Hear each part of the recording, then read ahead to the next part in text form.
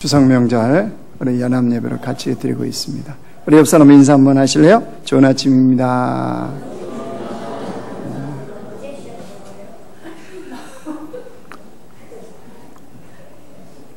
예. 쉐마 어린이 맨 앞에 앉아 있는데 잘해야 돼요. 엄마 아빠가 저기 다 보고 있어요. 예.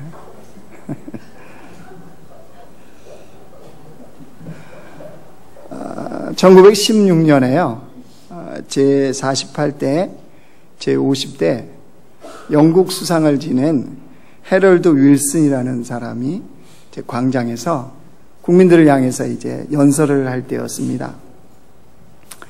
아무도 예상하지 못한 시간에 이 윌슨에게요, 결함이 하나 날아들었습니다. 정확하게 얼굴에 맞추고 그 결함이 깨졌어요.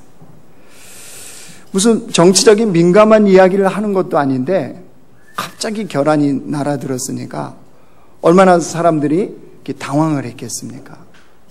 도대체 누가 그 결함을 던졌는지, 왜 던졌는지 사람들이 다 궁금해졌어요.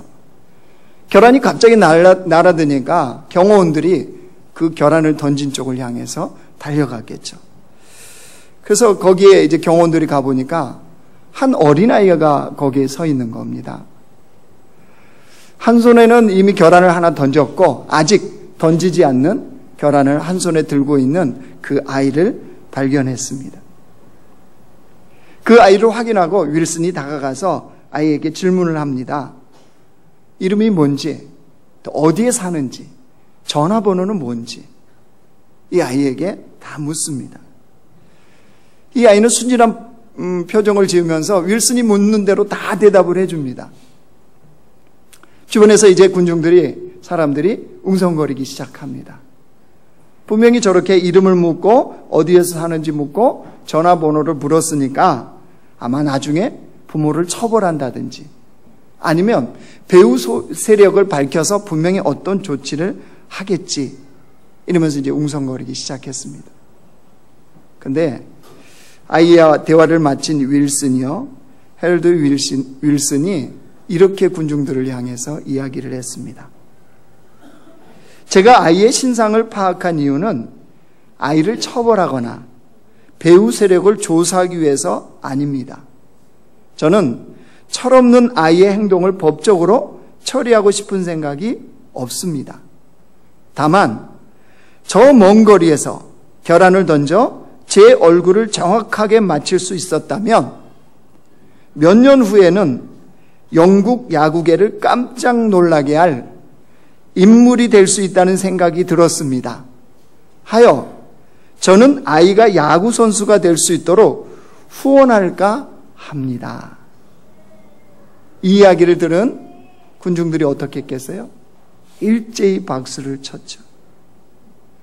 그리고 이 해럴드 윌슨의 인지도는, 그 인기는 훨씬 높아지는 그런 계기가 됐다고 하는 거예요. 자, 이 이야기를 듣는 순간, 여러분 들으셨죠 지금? 어떤 생각이 들어요? 이야기를 듣는 순간 여러분은 어떤 생각이 드십니까? 저는 이 이야기를 책에서 보고요, 그 생각이 버뜩 났어요. 왜 우리는 이런 상황을 만나면 이런 여유와 지혜가 없을까? 그렇죠? 여러분 아이가 만약에 집에서 여러분한테 이렇게 했다고 생각해 보십시오. 뭐부터 나와요? 도대체 왜 우리는 이런 지혜와 여유가 없고 또 이렇게 진짜 중요한 것을 보지 못하는, 왜 우리는 그럴까요? 이 차이점이 어디에 있을까요? 도대체 우리의 삶은 어디서부터 문제 해결점이 출발이 될 때 좀 이렇게 다른 삶이 우리에게 나올 수 있을까요? 그리스도인이라고 하는 것은 분명히 다른 삶을 사는 거거든요. 동일한 세상 속에 살아가는데 다른 삶. 그죠? 추석 명절에서 이제 친척들 만나요? 가족들 만나요? 그죠? 벌써부터 막 고통이 시작되신 분들이 있어요. 그죠? 근데 그때 그 상황에서 다른 삶. 세상은 뻔히 화낼 것 같은데 뻔히 세상은 나를 향해서 뭐라고 그럴 것 같은데, 욕할 것 같은데, 그때 다른 우리의 행동, 우리의 모습이 어떻게 나오는 것이 가능하냐는 거죠. 오늘 그걸 보려고 그런 겁니다. 오늘 예배소서는요, 옥중서신이라고 그럽니다. 옥중서신. 이게 무슨 말이냐? 사도 바울이 로마 감옥에 갇혀 있을 때 예배소 공동체를 향해서 쓴 편지입니다. 그렇다면 여러분, 감옥에 갇혀 있다면 정말 중요한 이야기를 썼겠죠. 얼마나 중요한 이야기를 썼겠습니까? 근데 사실 지금 예배소 공동체에 있는 현실의 문제는요, 어려운 게 한두 가지가 아니었습니다. 예배소 공동체 안에는 유대인들과 이방인 사이에 갈등 관계가 있었어요. 공동체 안에 음란의 문제도 있었습니다. 또 그 공동체 안에는 분노, 거짓, 속임의 문제들도 있었습니다. 그뿐이 아니었습니다. 가족 간의 인간관계의 갈등, 또 종과 상전의 그런 갈등, 이런 인간관계 문제의 갈등도 많이 있었단 말이에요. 그러면 바울이 그 예배소 공동체를 기억하면서 기도할 때 이 문제 해결을 위해서 기도해야 될 것 같습니다. 그런데 바울이 그거부터 기도하지 않았다는 거예요. 도대체 바울이 그 중요한 기도의 내용을 어떤 걸 했느냐? 여러분 16절 17절 보세요. 16절 17절 같이 읽어요. 시작. 내가 기도할 때 기억하며 너희로 말미암아 감사기를 그치지 아니하고 우리 주 예수 그리스도의 하나님 영광의 아버지께서 지혜와 계시의 영을 너희에게 주사 하나님을 알게 하시고. 무엇을 강구하고 있습니까? 예배소 공동체의 가장 핵심인 중요한 것이 무엇이라는 거예요? 하나님을 알게 하는 것. 하나님을 아는 것. 이게 가장 중요하다는 거예요. 무슨 말이냐? 사도 바울은 지금 예배소 공동체의 문제의 핵심에 대해서 간파한 거예요. 무엇이 진짜 이들의 문제인지, 그 문제가 해결되기 위해서는 도대체 이들에게 무엇이 있어야 되는지를 바울은 안 겁니다. 그래서 하나님을 아는 것, 이게 가장 중요하다, 이렇게 얘기합니다. 그러면 자, 이제 우리의 질문입니다.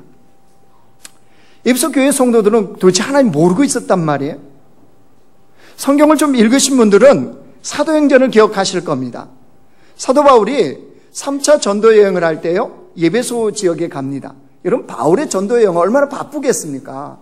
하루나 이틀이나 길어야 일주일 머물지 전도 여행이요, 그냥 오랜 시간을 보낼 수가 없었어요. 근데 특별히 이 예배소 지역에서는요, 바울이 2년 동안이나 머뭅니다. 2년. 그러면서 그 유명한 두란노 소원 들어보셨죠? 두란노 소원에서 2년 동안 이 예배소 성도들을 가르쳐요. 여러분, 사도 바울로부터 예배소 공동체는 직접 가르침을 받은 거예요. 자, 이제 눈만 꼬뻑꼬뻑 하시니까 진짜 그 말씀이 있냐는 거죠. 사도행전 19장 보여주세요. 같이 읽어요. 시작. 바울이 회당에 들어가 석 달 동안 담대히 하나님 나라에 관하여 강론하며 권면하되 어떤 사람들은 마음이 굳어 순종하지 않고 무리 앞에서 이 도를 비방하거늘 바울이 그들을 떠나 제자들을 따로 세우고 두란노 소원에 날마다 강론하니라. 2해 동안 이같이 하니 아시아에 사는 자는 유대인이나 헬라이나 다 주의 말씀을 듣더라. 두란노 소원에서 날마다 하나님의 말씀, 그걸 강론했는데 몇 년이요? 2년 동안이요. 자, 그러면 도대체 예배소 성도들은 하나님을 어떻게 알고 있는 거예요? 어떻게? 아니, 바울이 무슨 엉뚱한 지식을 가르치진 않았을 텐데 도대체 이들은 하나님을 알고 있는데 어떻게 알고 있었다는 거예요? 어떻게 알고 있었길래 이 공동체 안에 그 산적한 문제들이 그렇게 많이도 쌓여 있었냐는 거죠. 바울, 이 예배소 공동체는요, 하나님을 알되 지식적으로만 알고 있었던 거예요. 지식적으로. 하나님을 지식적으로 아니까 이 신앙생활과 삶이 어떻게 돼요? 별개가 되는 거예요. 별개가. 신앙생활과 삶이 일치해야 됩니까? 별개해야 됩니까? 오늘은 이 예배를 드릴 수 있는 분들, 이 자리에 지금 있는 분들은 굉장한 특권을 받은 거예요. 맞죠? 왜죠? 저희 집을 보니까 알겠어. 왜냐하면 명절이니까 분명히 오늘부터 음식을 준비하거든요. 그리고 저희는 막내기 때문에 집안으로 가면 서열에서 바짝 엎드려야 돼요. 그러면 저희 아내는 아침부터 불이 났게 준비해서 가서 음식을 하루 종일 준비를 해야 되는 거예요. 그런데 오늘 주일이라고 목사 사모라고 전화를 했더니 이거 녹화되는데 큰일 났네. 면제를 시켜줬어요. 면제. 안 와도 된다. 이런. 아니 근데 여러분도 별반 다른 건 아니잖아요. 지금 이 시간에 여기 있다는 거는 가정에서 뭔가 허락이 됐거나 뭐가 이게 분위기가 뭐 어떻고 그러니까 이 자리에 온 거잖아요. 지금 그렇죠? 아니 이런 놀라운 지금 복을 받은 분들인데 이제 사람들을 만날 거 아니에요. 그죠? 그 만났을 때 그런 복을 받은 신앙인으로서 이 삶이 같이 따라와 줘야 되는데 그죠? 음식 준비를 면제를 해줬는데 그 며느리가, 그 막내 며느리가 가정 안에서 보이는 그 행동이 에게 예배드리고 온 사모? 성도? 이러면 이제 정말 이게 곤란해지잖아요. 왜 그렇다고요? 하나님을 지식적으로만 알 때 우리의 삶과는 별개가 되어버린다는 사실입니다. 여러분 하나님을 지식적으로만 알게 되면 어떤 일이 벌어진 줄 아세요? 우리 에스겔서를 보면 에스겔 선지자가요 1차 포로로 같이 끌려갑니다. 이스라엘 백성들하고. 그래서 그 바벨론 포로 생활 가운데서 에스겔 선지자가 선포하는 메시지가 있어요. 그게 뭐냐면 포로로 끌려와 있는 백성들한테 희망을 이야기한다든가 소망을 이야기한다든가 이거 이야기하지 않습니다. 에스겔이 전한 핵심 메시지는 뭐냐 그러면요. 예루살렘 망한다. 성전 다 회파된다. 다 불탄다. 이거 전하는 거예요. 여러분 이상하지 않아요? 아니 소망과 희망을 전해도 부족할 판에 포로로 끌려왔는 이 백성들에게 예루살렘이 망한다고 그러고 성전이 불탄다고 그러고 무너진다고 왜 도대체 이 메시지냐는 거죠. 도대체 하나님 이유가 있지 않겠어요? 여러분 에스겔서 6장 7절 보여주세요. 같이 읽어요. 시작. 또 너희가 죽음을 당하여 엎드러지게 하여 내가 여호와인 줄을 너희가 알게 하려 함이라. 이유가 뭐래요? 내가 여호와인 줄을 너희가 알게 하려 함이라. 아니 이상하지 않아요? 이스라엘 백성들 그 수천 년의 역사, 그죠? 수천 년의 역사 속에 하나님 백성으로 살았는데 하나님 모른단 말이에요. 너희가 여호와인 줄을 내가 여호와인 줄을 너희가 알게 하리라. 모른다는 거거든요. 그러니까 예루살렘 성 망하게 하겠다는 것, 성전을 무너지게 하겠다는 것. 그런 다음에 이 이스라엘 백성이 하나님을 알게 하겠다는 거예요. 무슨 말이냐? 이스라엘 백성들은 하나님의 백성임에도 불구하고 수천 년의 역사 속에서요 하나님을 온전히 알지 못한 거예요. 뭘 알았느냐? 하나님의 기적만 알았어요. 하나님의 능력만 알았어요. 그러니까 늘 하나님의 기적을 원하잖아요. 늘 하나님의 능력만 원하잖아요. 하나님을 온전히 아는 것, 이게 너무너무 중요한데 몰랐다는 거예요. 에베소 성도 역시 마찬가지였어요. 하나님을 온전히 알지 못했다는 거예요. 그래서 사도 바울이 이 백성들이, 이 공동체가 하나님을 온전하게 알게 하여 달라고 지금 기도하고 있고 그 내용을 편지에 쓴 겁니다. 여러분 하나님을 온전히 알게 되면 어떤 역사가 일어나는 줄 아세요? 그게 18절부터 19절이에요. 같이 한번 읽어요. 하나님을 알게 되면 어떤 역사가 일어나는지 보세요. 18절 시작. 너희 마음의 눈을 밝히사 그의 부르심의 소망이 무엇이며 성도 안에서 그 기업의 영광의 풍성함이 무엇이며 그의 힘의 위력으로 역사하심을 따라 믿는 우리에게 베푸신 능력의 지극히 크심이 어떠한 것을 너희로 알게 하시기를 원하노라. 세 가지를 얘기합니다. 세 가지를. 하나님을 온전히 알게 되면 이걸 알게 된대요. 첫 번째 뭐라고 그랬어요? 부르심의 소망. 부르심의 소망을 알게 되고, 두 번째 기업의 영광을 알게 되고, 세 번째 하나님의 능력의 크심을 알게 된대요. 자, 유진 피터슨이 메시지 성경에서 이걸 이렇게 풀어 설명했습니다.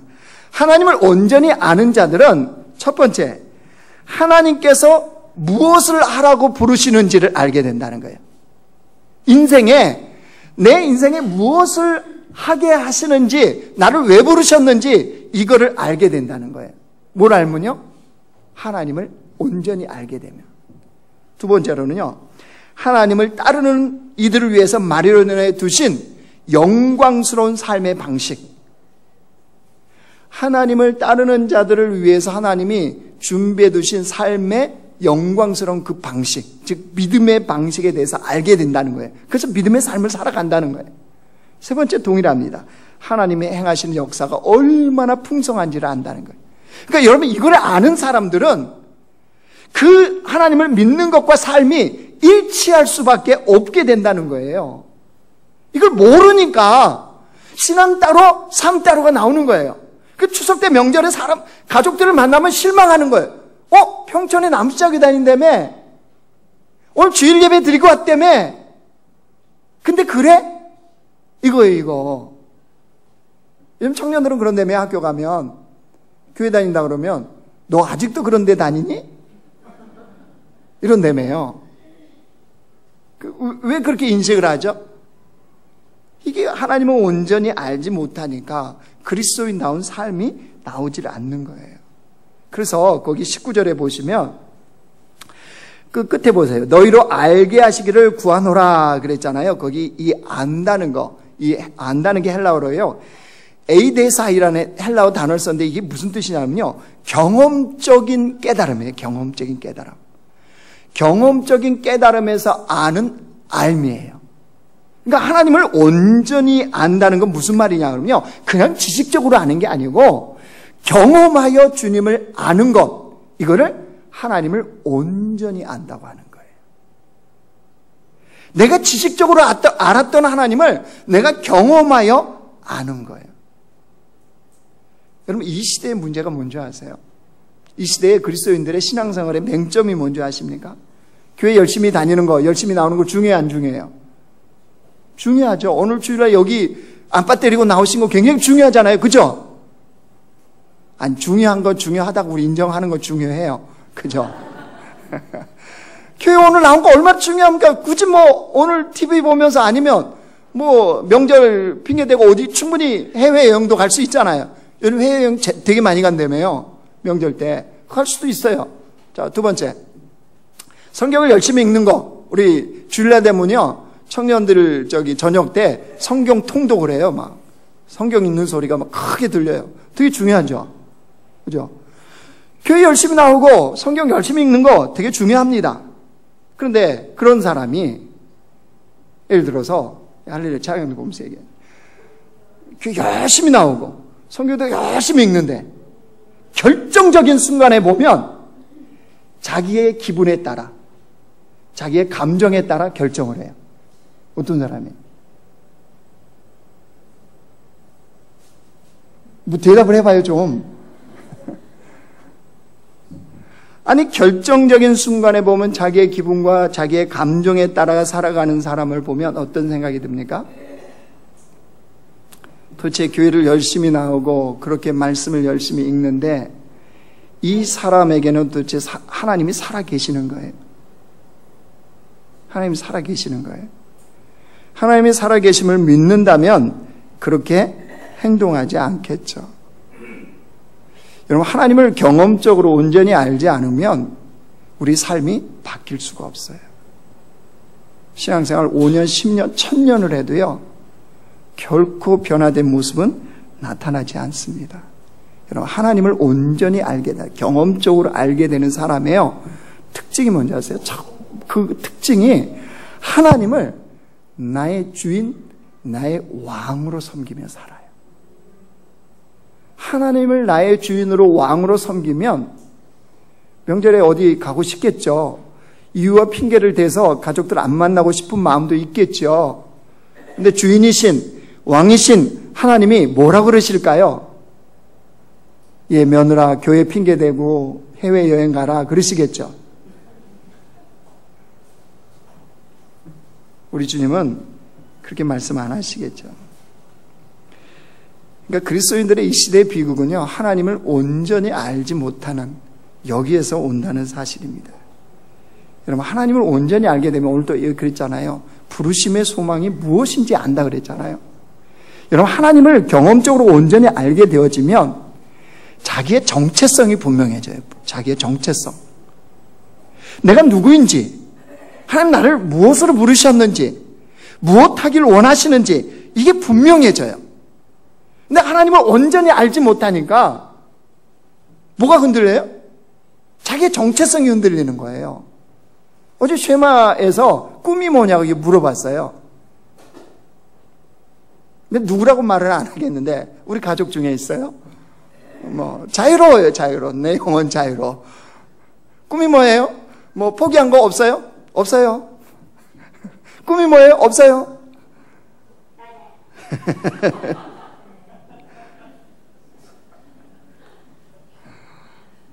이런 현상이 왜 일어나는 줄 아세요? 내가 누구인지를 모르기 때문에. 그 사람들이 자신의 정체성을 어디서 드러내려고 그러죠? 돈이나 성공이나 학벌이나 외모나 사람들의 인정을 통해서 자기의 정체성을 찾으려고 해요. 그러니까 거기에 열심히 사는 거죠. 아마 우리 저나 저보다 연배가 더 있는 분들이나 아실 거예요. 1991년도에 이 가수로 데뷔를 해갖고요, 노래를 부른 여자 가수가 있어요. 올해 50살이더라고요. 이재영이라는 가수예요. 그 불렀던 노래가 뭐냐면 유혹, 대단한 너, 사랑은 유행이 아니야. 어쨌든 그때 이렇게 데뷔를 해갖고요, 좀 신선했어요. 그래서 막 알려질만 할 때 갑자기 사라졌어요. 이재영이란 가수가요. 갑자기 사라졌는데 최근에 다시요, 그 뮤지컬 무대, 이게 맘마미아 그 뮤지컬에도 아마 출연을 했나 보더라고요. 그러면서 이제 대중 속에 다시 나타나기 시작했는데, 이번에 나타나서요, 뭘 얘기하냐 그러면 자기가 데뷔 때부터 가졌던 의문점이 해결됐대요. 무슨 의문점을 자기는 데뷔 때부터 가졌느냐? 소위 말해서 대중의 스타가 되어지면 모든 시선을 다 받잖아요. 모든 인기를 다 누리잖아요.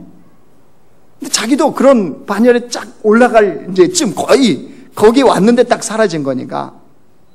근데 이상하게 자기 안에 그 원일 모를 허무감. 아니, 인기가 올라가면 올라갈수록, 앨범이 많이 팔리면 팔릴수록 이게 기쁨이 와야 되는데 이상하게 그 허무감이 자기를 자꾸 사로잡고 자기를 괴롭히는 거, 도대체 이게 왜 자기에게 있는지 이걸 몰랐다는 거예요. 그러다가 이 가수가요, 하나님을 알게 됐어요. 하나님을 믿게 됐어요. 그러면서 퍼즐처럼 쫙 맞춰지는 게 있었대요. 그게 뭐냐 그러면 내가 누구인지. 대한민국의 가수 스타 이재영, 유혹, 사랑은 뭐라고요? 유행이 아니야? 이런 거를 부른 가수, 그게 아니고 내가 하나님 안에서 누구인지, 또 나는 어디서 와서 어디로 가는지 이게 명확해지더라는 거예요. 그러니까 자기를 알겠대요. 그 순간에 자기 안에 그 이상하리 만큼 늘 찾아왔던 허무감이요, 이게 싹 사라지더라. 그러면서 고백이 뭔지 아세요? 이렇게 고백을 해요. 하나님을 알게 된 뒤 만난 평안함은 상상 이상이었습니다. 하나님을 만나니까 그 안에 있는 평안함이 어떻게 말할 수 없는. 그 요즘 뭐 하는 줄 아세요? 그 휘나리 불렀던 그 남자 가수 알죠? 송골매에 있었던 그 가수와 더불어서 우리 청년들이 지금 송골매가 무슨 독수리냐 이러고 있는데 그 가수와 더불어서 이게 작은 교회들 가서 찬양하고, 또 이렇게 요즘 전도축제 같은 거 많이 하잖아요. 가서 봉사하고 찬양으로 섬기고 전도하고 이 일들을 지금 열심히 하고, 그만 하지 않아요. 이제 일반 방송에도 나와요. 이 가수가. 뭘 말하려고 그러는지 아시겠죠? 주님을 온전히 알아야 내가 누구인지를 알아요. 그래야 삶이 더 이상 방황하지 않아요. 인생이 허무하다고 얘기하잖아요. 명절 증후군은 무슨 증후군이에요? 요즘 남자들이 다 일하잖아요. 아니에요? 그 집은 엄마가 다 일하지.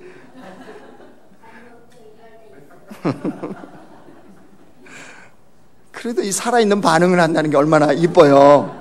그렇지? 훌륭한 거야. 이 아이가 어떤 아이인 줄 아세요? 매주 성구를 매주 외우는 아이예요. 우리 쉐마에서 성경을 암송하거든요.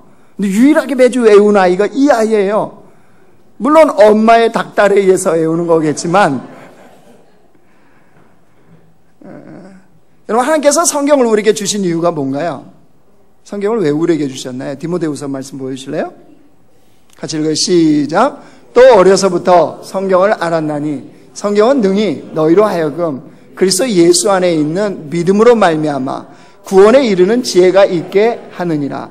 모든 성경은 하나님의 교훈과 책망과 바르게 함과 의로 교육하기에 유익하니 이는 하나님의 사람으로 온전하게 하며 모든 선한 일을 행할 능력을 갖추게 하려 함이라. 성경을 주신 이유를 정리하면 이거예요. 구원에 이르는 지혜, 즉 우리가 구원의 하나님을 알게 하는 것이며, 또 그래서 우리가 하나님의 사람으로 온전하게 세워지는 것, 이 목적을 가지고 하나님은 성경을 주셨단 말이에요. 그리고 성경에서 하나님을 알려주세요, 우리에게. 자, 골로새서 1장에요. 하나님 어떻게 알려주시니 보세요. 같이 읽어요. 시작. 그는 보이지 아니하는 하나님의 형상이시여 모든 피조물보다 먼저 나신 이시니 만물이 그에게 창조되되 하늘과 땅에서 보이는 것들과 보이지 않는 것들과 혹은 왕권들이나 주권들이나 통치자들이나 권세들이나 만물이 다 그로 말미암고 그를 위하여 창조되었고 또한 그가 만물보다 먼저 계시고 만물이 그 안에 함께 섰느니라. 그는 몸인 교회의 머리시라. 그가 근본이시요 죽은 자들 가운데서 먼저 나신 이시니 이는 친히 만물의 으뜸이 되려 하시며. 여러분, 지금 주님이 어떤 분인지를 이 골로새 1장에 알려주고 있거든요. 만물보다 먼저시고 으뜸이시오. 그죠? 보이지 않지만 그분이 어떤 분이신지를 이게 지금 알려주는데, 이 놀라운 진리를 듣고 여러분, 우리는 왜 이렇게 무덤덤할까요? 근본이신 하나님, 만물을 창조하신 그 주님, 지금 골로새 1장은요 주님이 어떤 분이신지를 우리에게 알려주세요. 그런데 이 놀라운 진리 앞에서 왜 이렇게 우리는 무덤덤하죠? 이 말씀을 통하여서 하나님을 계시해 주시는데, 하나님을 알려주시는데, 우리 이 말씀을 통해서 주님을 만날 때마다 왜 이렇게 감동이 없죠? 왜 이렇게 우리는 무덤덤하죠? 여러분, 이유가 뭔지 아세요? 하나님은 지식으로 아는 분이 아니기 때문이에요. 주님은 지식으로 아는 것이 아니고 주님은 무엇으로 알아요? 지혜와 계시의 영으로 안단 말이에요. 인간의 지식으로 아는 것이 아니란 말이에요. 주님을 온전히 안다, 경험적으로 안다는 것은 우리 인간의 지식으로 아는 하나님이 아니에요. 그래서 오늘 사도 바울이 뭐라고 했어요? 17절 다시 보실래요? 에베소 1장 17절. 우리 주 예수 그리스도의 하나님 영광의 아버지께서 지혜와 계시의 영을 너희에게 주사 그랬잖아요. 그런 다음에 하나님을 알게 하시고. 어느 때 주님을 알 수가 있다고요? 우리의 지식, 우리의 똑똑함, 우리의 머리, 이게 아니고요. 지혜와 계시의 영, 즉 성령께서 우리에게 지혜와 계시를 부어주실 때만이 하나님을 온전히 알게 되는 거예요. 그때 주님을 인격적으로 만나는 것이고 그때 주님을 경험하는 백성이 되는 거예요. 그래서 주님을 알게 되면 뭐가 다르냐? 주님을 경험적으로 알게 되면요, 하나님의 마음을 알게 돼야 돼요.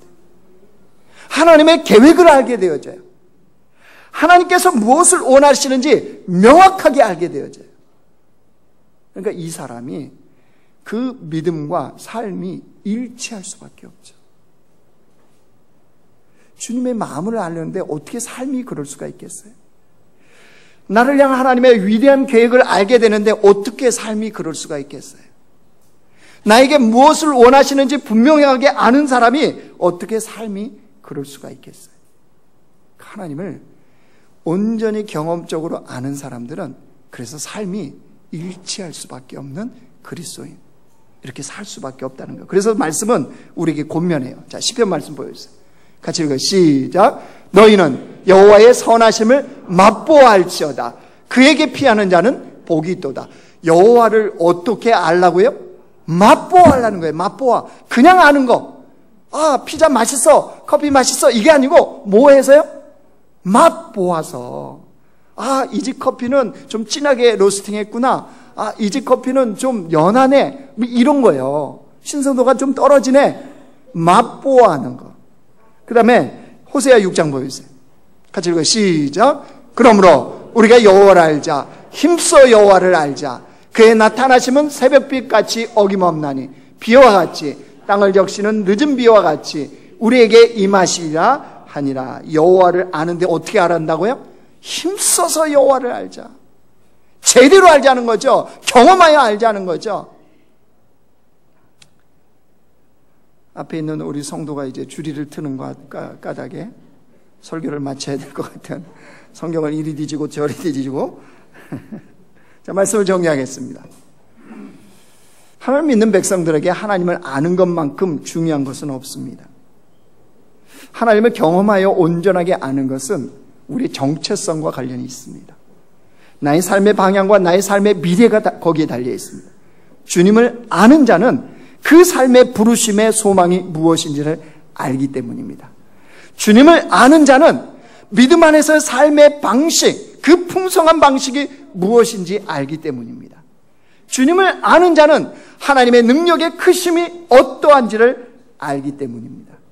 그렇기 때문에 우리의 기도가 이런 기도가 되어야 됩니다. 주의 성령께서 지혜와 계시의 영을 허락하셔서 하나님을 온전히 알게 하옵소서. 이 기도가 되어져. 또 하나, 우리가 말씀에 순종하면서요, 그 말씀 속에서 주님을 경험할 수 있어야 돼요. 그래야 우리가 온전히 주님을 알게 되어져요. 이제 추석 명절 시작되었어요. 그죠? 추석 명절 시작되었는데 여러분, 이런 기도한 마음으로 이 명절을 보내셔야 됩니다. 어떤 기도하는 마음이요? 만나는 사람들, 되어지는 일들마다 그것을 통해서 하나님을 알게 해달라고 기도해야 됩니다. 이 명절에 만나는 사람들, 또 되어지는 일들을 통하여서 하나님을 온전히 알고 또 그 말씀이 어떻게 내 삶의 일을 행하시는지를 아는 백성이 되도록, 그 주님을 경험적으로 아는 시간이 되도록 성령께서 인도해 달라고 우리는 그러면서 이 명절을 보내는 복된 공동체가 되길 주의 이름으로 축원합니다.